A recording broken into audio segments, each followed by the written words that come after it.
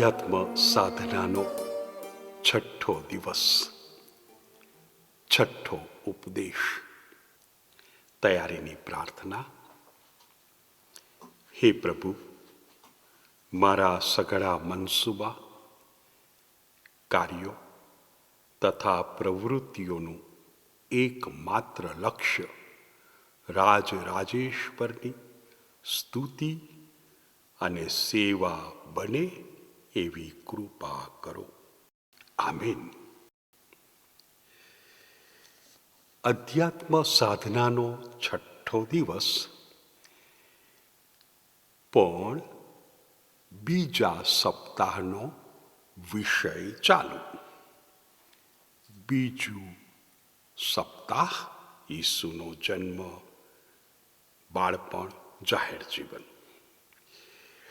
હવે આ બીજા સપ્તાહમાં સંત ઇગ્નાસે સાધક સમક્ષ ઈસુ આદર્શ, આ ઈસુને અનુસરો. To know Jesus, to love Jesus, to follow Jesus. એટલે હવે સાધકે નક્કી કરી નાખ્યું કે ઈસુને જ અનુસરવાના. હવે ઇગ્નાસ એક અત્યંત અગત્યનો મુદ્દો લાવે છે. કઈ અવસ્થામાં? બે અવસ્થા છે આપણા કેથલિક ધર્મમાં. એક અવસ્થા જેને આપણે લગ્ન જીવન કહીએ છીએ, બીજી અવસ્થા જેને આપણે સંન્યસ્ત જીવન કહીએ છીએ. એટલે જ્યારે સંત ઇગ્નાસ આ અધ્યાત્મ સાધના કરાવતા હતા ત્યારે એવા કેટલાક ભક્તો હતા કે જેઓ હજી બે અવસ્થામાંથી એક અવસ્થા પસંદ કરી ચૂક્યા નથી.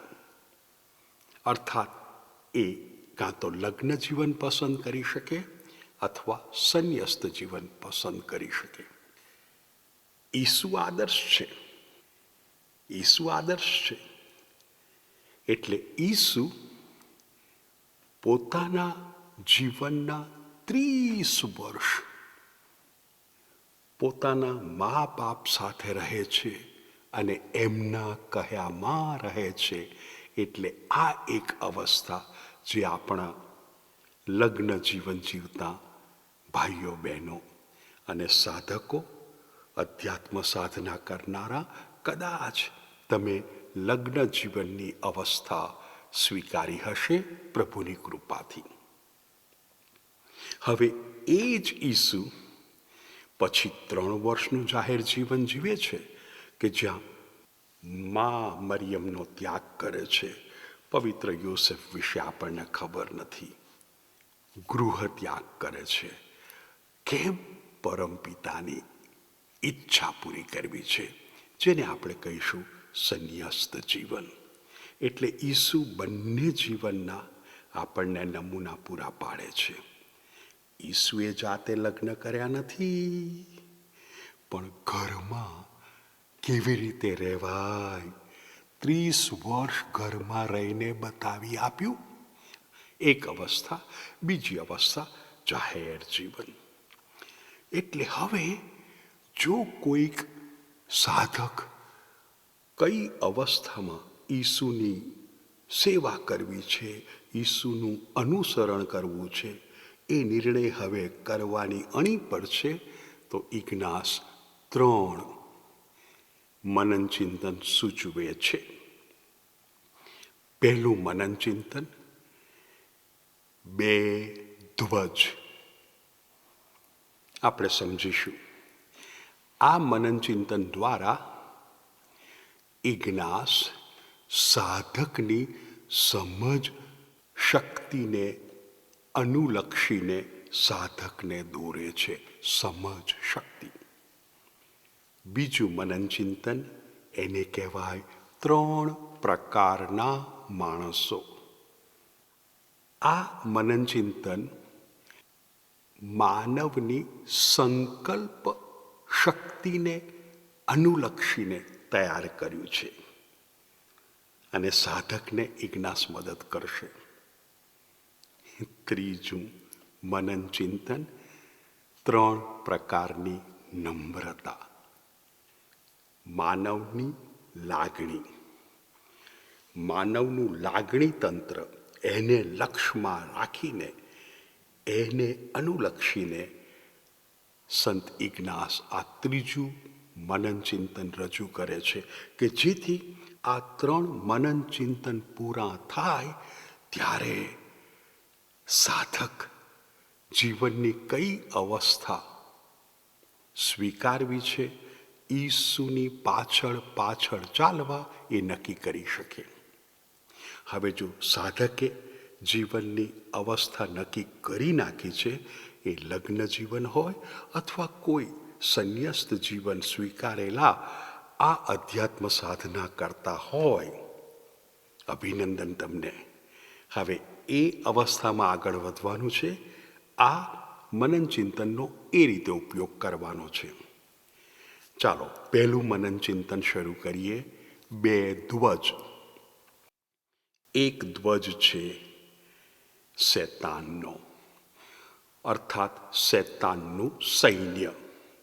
કારણ કે હંમેશા સૈન્યની આગળ ધ્વજ જાય.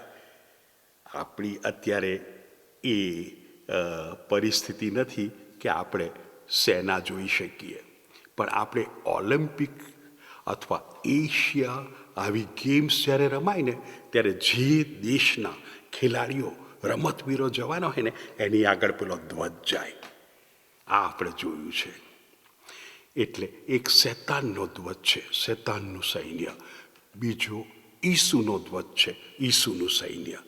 હવે ઇગ્નાસ કહે છે સાધક મનન ચિંતન કર. અહીંયા આગળ તું મનન ચિંતન એ નથી કરતો કે મારે કોને અનુસરવો છે. તે નક્કી કરી નાખ્યું છે ઈસુને અનુસરવાનું છે. પણ આ મનન ચિંતનમાં તારે જાણવાનું છે કે આ શૈતાન કેવી રીતે તને ફોસલાવી શકે છે. એટલે સમજ શક્તિ. તો હવે ઇગ્નાસ કહે છે આ શૈતાન પોતાના પિશાચોને મોકલે છે દરેક માનવ પાસે. એ પછી લગ્ન જીવન જીવતો હોય તોય અને સંન્યાસ જીવન જીવતો હોય તોય, અને મોકલે છે. અને પછી કહે છે એ માનવને, એ ભાઈને, એ બહેનને સૌથી પહેલાં તમે ધનની લાલસા લગાડો, એને પૈસાનો મોહ જગાડો. જેવો એને પૈસાનો મોહ જાગશે કે પૈસો આવશે, ભેગો કરશે, એટલે પછી બીજી બાબત થશે કે એ પૈસાને કારણે એને હવે સમાજમાં માન મળશે. આપણે જાણીએ છીએ નાણાં વગરનો નાથીઓ, નાણે નાથાલાલ. હવે એને સમાજ માન આપશે. જેવું એને સમાજ માન આપશે કે એનામાં અભિમાન આવશે. એટલે ઇગ્નાસ કહે છે સાધક તારે નક્કી નથી કરવાનું કોને અનુસરવો, ત્યાં નક્કી કરી નાખ્યું છે. પણ સમજ આ શૈતાન શું કરે છે. પહેલાં તને ધનની લાલસા આપે છે, પછી એનાથી તને માન મળે છે, એટલે તારામાં અભિમાન જાગે છે. એક વખત અભિમાન જાગ્યું એટલે શૈતાન બધા અવગુણો તારામાં લાવશે. સમજ. હવે ઈસુ પોતાના પ્રેષિતોને મોકલે છે, શિષ્યોને મોકલે છે દરેક માનવ પાસે, અને બધાને કહે છે અપરિગ્રહ. અર્થાત છે મારી પાસે પૈસો, પણ મારો આધાર એકમાત્ર પ્રભુ છે, પૈસો નહીં. પૈસો આજે છે કાલે નથી. અપરિગ્રહ. અને જ્યારે અપરિગ્રહ હશે તો ભલે ને પૈસો રહ્યો, એ દેખાડો જ નહીં કરે. અને કદાચ પૈસો ના પણ હોય એટલે એને સમાજ માન નહીં આપે, કારણ કે દેખાડો કરતો નથી. કદાચ એની પાસે પૈસો નથી, સમાજ માન નહીં આપે, એટલે પછી અભિમાનની કોઈ શક્યતા જ નથી. તો આ ઈસુની આ કાર્ય પદ્ધતિ છે. પછી ઈસુ કહે છે હવે એનામાં બધા સદ્ગુણો તમે ભરો. એટલે પહેલું મનન ચિંતન ઇગ્નાસ સાધકને કહે છે, આ શૈતાનની કાર્ય પદ્ધતિથી અને ઈસુની કાર્ય પદ્ધતિથી તમે સમજ શક્તિ કેળવો, સભાન બનો, અને પછી નક્કી તો કર્યું છે ઈસુની પાછળ જ, to know Jesus, to love Jesus, to follow Jesus. હવે ઇગ્નાસ આગળ લઈ જાય છે સાધકને, સાધક બીજું મનન ચિંતન કર. તને જ્યારે સમય મળે ત્યારે બેસી જજે, ધ્યાન ધરજે અને જોજે. આ બીજું મનન ચિંતન તારી સંકલ્પ શક્તિને અનુલક્ષીને તૈયાર કરવામાં આવ્યું છે. સંકલ્પ શક્તિ અર્થાત નિર્ણય કરવાનો છે. હવે ઇગ્નાસ કહે છે, જુઓ ને, આ મનન ચિંતનનું નામ છે 3 પ્રકારના માણસો. આ 3 પ્રકારના માણસો, એમની પાસે 10,000 સોનામોહર છે. ઇગ્નાસ આવું એક સરસ ઉદાહરણ આપે છે. આ 3 પાસે જે સોનામોહર છે એ એમણે યોગ્ય માર્ગે પ્રાપ્ત કરી નથી. એટલે 3ની ઈચ્છા છે કે આનો ત્યાગ કરીએ. 3 પાસે 10,000 સોનામોહર છે, પણ યોગ્ય રીતે પ્રાપ્ત કરી નથી, એટલે આને છોડી દઈએ. હવે પહેલા પ્રકારનો માણસ છોડવી છે, આ છોડવી છે, આ દોલત મારે નથી રાખવી કયા કરે છે.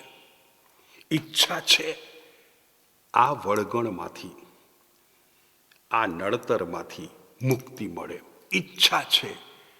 પણ ઇગ્નાસ કહે છે, મરતા સુધી એ કોઈ ઉપાય શોધી કાઢતો નથી. જીવન પૂરું થઈ ગયું. આ પહેલા પ્રકારનો માણસ. અહીં સંકલ્પ શક્તિની વાત છે. ઈચ્છા છે પણ સંકલ્પ નથી કરી શકતો. બીજા પ્રકારનો માણસ, જેણે 10,000 પ્રાપ્ત કરી છે પણ યોગ્ય માર્ગે નહીં, એણે પણ છોડવું છે, એણે પણ અનાસક્તિ કેળવવી છે. એટલે કે છે, હા, મારે આ દોલત છોડી દેવી છે, પણ દોલત મારી પાસેથી દૂર ના જવી જોઈએ, મારી પાસેથી દૂર ના જવી જોઈએ. એ દોલત મારી પાસે જ રહેવી જોઈએ, પણ મારે આનો મોહ નથી રાખવો. પહેલા પ્રકારનો માણસ છોડવી છે પણ ઉપાય જ નથી શોધતો. બીજા પ્રકારનો માણસ, હા, મારે છોડવી છે, મારે ના જોઈએ, પણ અહીંથી ખસવી ના જોઈએ. અર્થાત એ નિર્ણય કરી શકતો નથી. અને એને ઇગ્નાસ કહે છે બીજા પ્રકારનો માણસ. ત્રીજા પ્રકારનો માણસ, એની પાસે પણ 10,000 છે, એને પણ છોડવી છે, અને એ કહે છે મારે છોડવી છે, એ રાખવાનું કહેશો ત્યાં સુધી રાખીશ, અને એ ત્યાગવાનું કહેશો ત્યારે છોડી દઈશ. તમે કહો પ્રભુ, તમે કહો. અને પ્રભુ કદાચ એમ કે, હમણાં જ લો, ત્યારે તમારું હતું અને તમને આપ્યું. આ ત્રીજા પ્રકારનો માણસ. એટલે હવે ઇગ્નાસ, જો પેલો સાધક કોઈ અવસ્થા પસંદ કરી શક્યો નથી, એને અવસ્થા પસંદ કરવી જ છે, ઈસુનું અનુસરણ કરવા, ઈસુની પાછળ ચાલવા. તો હવે સંકલ્પ શક્તિ, માત્ર ઈચ્છા કામમાં નહીં આવે, ઉપાય કરવો પડશે. માત્ર ઉપાય કામમાં નહીં આવે, હા, છોડું છું, પણ દોલત મારાથી દૂર ના થવી જોઈએ. પ્રભુ, હું જ્યાં છું ત્યાં તું મને મળવા આવ, હું તને મળવા નહીં આવું. જ્યારે ત્રીજા પ્રકારનો, પ્રભુ ક્યાં મળવા આવવાનું છે, બોલો. એટલે આ ત્રીજા પ્રકારને કે છોડી દેને તારા મા બાપને, છોડી દેને તારું ઘર, લો ત્યારે પ્રભુ તમારું જ હતું, આવી ગયો. એટલે આ બીજું મનન ચિંતન. હવે ત્રીજું મનન ચિંતન એ 3 પ્રકારની નમ્રતા. આ મનન ચિંતન લાગણી તંત્રને અનુલક્ષીને ઇગ્નાસે તૈયાર કર્યું છે. પહેલા પ્રકારની નમ્રતા, બધા જ નિયમો પાડીશ, બધા જ નિયમો પાડીશ. અને નિયમો પાળવા માટે નમ્રતાની જરૂર. ચોક્કસ ટ્રાફિક સિગ્નલ આગળ કોઈ વાહન નથી, પણ લાઇટ લાલ છે અને હું ત્યાં ઊભો રહીશ. નમ્રતા. નમ્રતા, બધા જ નિયમો પાડીશ અને એક પણ પ્રકારનું મહાપાપ નહીં કરું. આ પહેલા પ્રકારની નમ્રતા. ઇગ્નાસ કહે છે એના કરતાં ચડિયાતી નમ્રતા એ બીજા પ્રકારની. બીજા પ્રકારની નમ્રતામાં આપણે મૂળ અને પાયો, પ્રિન્સિપલ એન્ડ ફાઉન્ડેશનમાં જોયું હતું. એક તરફ ગરીબી, બીજી તરફ સમૃદ્ધિ. એક તરફ દીર્ઘાયુ, બીજી તરફ અલ્પાયુ. હવે બીજા પ્રકારની નમ્રતામાં હું આ ગરીબી કરતાં સમૃદ્ધિને વધુ પસંદ નહીં કરું. હું આ દીર્ઘાયુને અલ્પાયુ કરતાં વધુ પસંદ નહીં કરું. આ બીજા પ્રકારની નમ્રતા. એટલે તંદુરસ્તી, બીમારી. હું તંદુરસ્તીને બીમારી કરતાં વધુ પસંદ નહીં કરું. આ બીજા પ્રકારની નમ્રતા. ઇગ્નાસ કહે છે ઉત્તમ કક્ષાની નમ્રતા ત્રીજા પ્રકારની. એક તરફ ગરીબી છે, બીજી તરફ સમૃદ્ધિ છે. જો હું ગરીબી સ્વીકારું તો પ્રભુને 5 કિલો મહિમા આપું છું. જો હું સમૃદ્ધિ સ્વીકારું તો પ્રભુને 5 કિલો મહિમા આપું છું. મહિમા સરખો જ છે, ગરીબી હોય કે સમૃદ્ધિ હોય, મહિમા સરખો જ છે. આ પડે હું ગરીબી સ્વીકારીશ, કારણ કે મારે ઈસુ ગરીબ હતા એટલે ઈસુ જેવા ગરીબ બનવું છે. ઈસુમય. એક તરફ તંદુરસ્તી છે, એક તરફ બીમારી છે. તંદુરસ્તીમાં પ્રભુને હું 10 કિલો મહિમા આપું છું અને બીમારીમાં પ્રભુને 10 કિલો મહિમા આપું છું. બંને સરખો જ મહિમા આપે છે, પણ હું આ બીમારી પસંદ કરીશ. કેમ? મારે ઈસુ જેવા થવું છે. સફરિંગ, દુઃખ ભોગવતા, ઈસુમય બનવાની વાત છે. એટલે આને લાગણી તંત્રને અનુલક્ષીને તૈયાર કરેલું મનન ચિંતન કહે છે. આ 3 પ્રકારે મનન ચિંતન કરાવીને સાધકને અવસ્થા પસંદ કરવા, ઈસુને તો અનુસરવાના જ છે, પણ અવસ્થા પસંદ કરવા ઇગ્નાસ મદદ કરે છે. હવે આપણે તો બીજું સપ્તાહ ચાલુ છે, જેમાં ઈસુનો જન્મ, બાળપણ અને જાહેર જીવન જોવાના છીએ. એટલે હવે જાહેર જીવન માટે કેટલોક સમય ફાળવીએ. ઈસુના જાહેર જીવનમાં ઈસુ 4 પ્રકારની પ્રવૃત્તિઓ કરે છે. પહેલો પ્રકાર, એને આપણે કહીશું ચમત્કારો. બીજો પ્રકાર, એને આપણે કહીશું કોઈક કાર્ય. ત્રીજો પ્રકાર, એને આપણે શિક્ષણ કહીશું. અને ચોથો પ્રકાર, એને આપણે ઉપદેશ કહીશું. પણ આ શિક્ષણ અને ઉપદેશને આપણે ભેગા કરી નાખીએ, એટલે આપણે 3ને જ મહત્ત્વ આપીએ છીએ. તો ચમત્કાર કરે છે. હવે આ બીજા સપ્તાહમાં ઇગ્નાસ છૂટ આપે છે. સાધક તારે શાસ્ત્રપાઠ વાંચવા હોય તો વાંચી શકે છે. તો ચમત્કાર ઈસુ 4 પ્રકારના કરે છે. પહેલો પ્રકાર, સાજાપણાનો ચમત્કાર. એટલે સાધક એવું માને કે મારે મનન ચિંતન કરવા કરતાં શાસ્ત્રપાઠ વાંચવો છે. અવશ્ય. ક્યાં મળશે સાજાપણાનો ચમત્કાર? ઘણા બધા છે, પણ જો મારે સૂચવવો હોય તો હું સૂચવીશ. એક ચર્મરોગીને પ્રભુ સાજો કરે છે. માર્કનો શુભ સંદેશ, એનો 1લો અધ્યાય, એની 40મી કડીથી 45મી કડીમાં. ઈસુ બીજા પ્રકારનો ચમત્કાર કરે છે. બીજા પ્રકારનો ચમત્કાર એટલે વળગાળ ઉતારવો. આ વળગાળ ઉતારવાનો ચમત્કાર માર્કના શુભ સંદેશમાં 1 અધ્યાયમાં 23મી કડીથી 28મી કડીમાં મળશે. એટલે સાધક એનું પઠન કરી શકે અને પઠન કરતાં કરતાં ધ્યાન ધરી શકે અને પ્રભુ ઈસુ કોણ છે એ ઓળખી શકે. To know Jesus, to love Jesus, to follow Jesus, આ હેતુ છે. ત્રીજા પ્રકારનો ચમત્કાર એને કહેવાય જીવત દાન આપવાનો ચમત્કાર. આપણે લ્યુકના શુભ સંદેશમાં 7મા અધ્યાયમાં 11મી કડીથી 17મી કડીમાં નાઈન નામનું ગામ, ત્યાંની વિધવા અને એનો દીકરો, એને પ્રભુ ઈસુ જીવતદાન આપે છે. એટલે આ ત્રીજા પ્રકારનો ચમત્કાર. ચોથા પ્રકારનો ચમત્કાર એને કહેવાય કુદરત પરનો ચમત્કાર. કુદરત પરનો ચમત્કાર એનો અર્થ થાય કુદરતના કોઈક તત્વ પર, એ પછી પાણી પર હોય, એ પછી રોટલા પર હોય, એ પછી તોફાન પર હોય.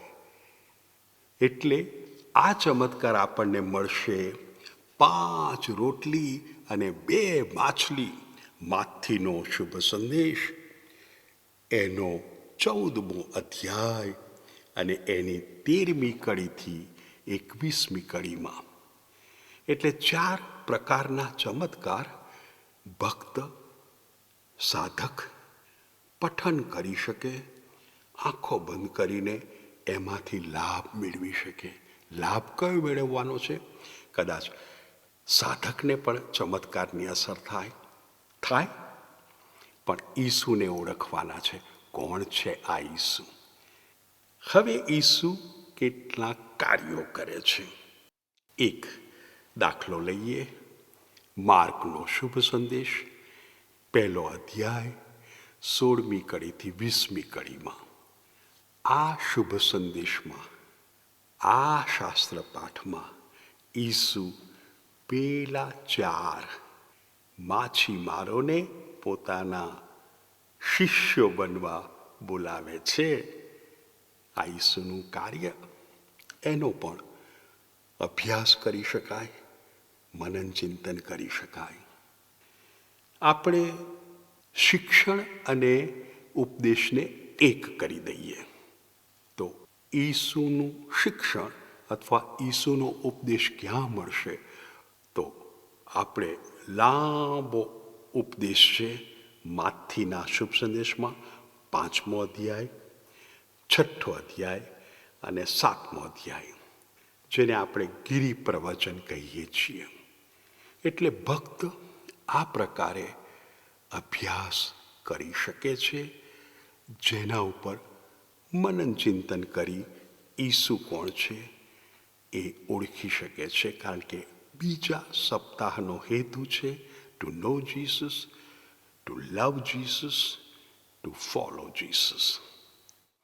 હવે ઇગ્નાસ સાધકને કહે છે કે આ બીજું સપ્તાહ આપણે પૂરું કરીએ એ પહેલાં ઈસુ પાસ્ખા પર્વ માટે યરૂશાલેમ જાય છે. એ યરૂશાલેમમાં ઈસુ પ્રવેશ કરે છે. એ આખો પ્રસંગ તમે તમારી કલ્પનાની આંખે નિહાળજો. ઈસુને યરૂશાલેમમાં લઈ જઈને સંત ઇગ્નાસ બીજું સપ્તાહ પૂરું કરે છે. આપણે પણ હવે બીજું સપ્તાહ પૂરું કરવાના છીએ, જે માટે આપણે માત્ર 2 દિવસ ફાળવ્યા. 2 દિવસ, આપણો 5મો દિવસ અને આપણો 6ઠ્ઠો દિવસ. હવે આ ઈસુ યરૂશાલેમ આવે છે એ પ્રસંગ આપણને માથીના શુભ સંદેશમાં 21મા અધ્યાયમાં 1લી કડીથી 11મી કડીમાં મળે છે. માથીનો શુભ સંદેશ 21મો અધ્યાય 1લી કડીથી 11મી કડીમાં. હું માત્ર આપણને જે જરૂરી છે એ જ વાંચું છું. શરૂ કરીએ તો માથી 21:1-11. હું હવે 6ઠ્ઠી કડી વાંચું છું. શિષ્યોએ ઈસુના કહેવા પ્રમાણે કર્યું. 7મી કડી. તેઓ ગધેડીને અને તેના ખોલકાને લઈને આવ્યા અને તેમના ઉપર પોતાના વસ્ત્રો નાખ્યા, એટલે ઈસુ ઉપર બેઠા. હવે ઈસુને યરૂશાલેમ લઈ આવે છે. આ પછી ઈસુ યરૂશાલેમમાં રહેશે અને ત્યાં જ એમની મહાવ્યથા, એમનું મરણ અને એમનું દફન થશે. એ આપણું 3જું સપ્તાહ. તો આ રીતે સાધકને ઈસુ સાથે ઇગ્નાસ યરૂશાલેમ લઈ આવે છે. બીજા સપ્તાહને આપણે પૂરું કરીએ છીએ ત્યારે 2 દિવસ ગાળ્યા છે. કેટલાક મનન ચિંતન સૂચવ્યા છે, કેટલાક શાસ્ત્ર પાઠો સૂચવ્યા છે. કદાચ સંતનું જીવન ચરિત્ર પણ વાંચી શકે સાધક, પણ સાધકે અમુક સમય ગાળવાનો છે. જો અવસ્થા નક્કી કરવાની હોય, કઈ અવસ્થામાં ઈસુની સેવા કરવી છે, ઈસુનું અનુસરણ કરવું છે, તો એ અવસ્થા પસંદગી માટેના જે મનન ચિંતન છે એ કરવા યથાયોગ્ય હશે. જે સાધકે અવસ્થા પસંદ કરી છે, હવે ઈસુને કેવી રીતે હું વધુ પ્રેમ કરું, કેવી રીતે વધુ નિકટતાથી એમનું અનુસરણ કરું, એ માટે આ બધા શાસ્ત્ર પાઠ મને મદદરૂપ થાય, એ દ્રષ્ટિએ હું મનન ચિંતન કરું. એક સાધકે ઈસુમય બનવાનું છે અને આ અધ્યાત્મ સાધનામાં ઈસુ સાથે સમય ગાળતા ગાળતા આપણે ઈસુ જેવા બની શકીએ છીએ. ઈસુએ માંદાને સાજા કર્યા, આપણે ઈસુની કૃપાથી એ માંદાનો હાથ પકડી શકીશું. કોઈક ચિંતામાં છે, એનો ચિંતાનો વળગાડ દૂર કરી શકીશું. કોઈક મરેલા જેવો થઈ ગયો છે, એને ઉત્સાહથી ભરી શકીશું. ક્યાંક કશી ખોટ છે, આપણે આપણા શબ્દોથી, પ્રાર્થનાથી ભરપાઈ કરીશું. સાધક, આપણે તો ઈસુમય બનવાનું છે. ઈસુને ઓળખીએ, જેથી ઈસુને વધારે પ્રેમ કરીએ, જેથી ઈસુનું ખૂબ ખૂબ નિકટતાથી અનુસરણ કરી શકીએ. આ હતું આપણું 2જું સપ્તાહ. હવે આપણે 3જા સપ્તાહમાં પ્રવેશીશું.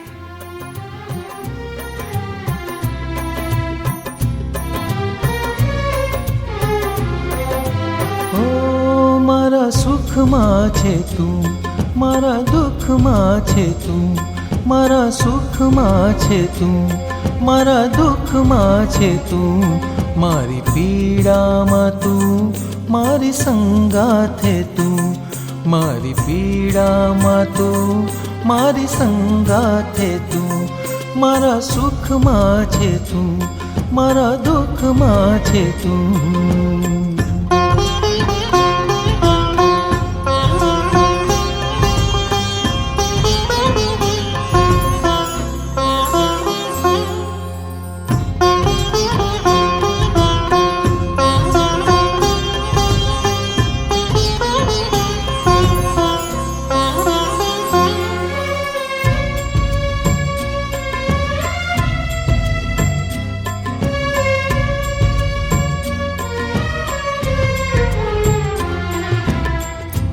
નાનકડા જીવતરમાં વિઘ્નો રે આવે, નાનકડા જીવતરમાં વિઘ્નો રે આવે. તારું બસ ધ્યાન ધરતા બધા દૂર થાય, તારું બસ ધ્યાન ધરતા બધા દૂર થાય. તારા સાનિધ્યમાં મારો જીવ જાય, મારા તનડામાં તું, મારા મનડામાં તું, મારા તનડામાં તું, મારા મનડામાં તું. મારી પીડામાં તું, મારી સંગાથે તું, મારી પીડામાં તું, મારી સંગાથે તું. મારા સુખમાં છે તું, મારા દુઃખમાં છે તું.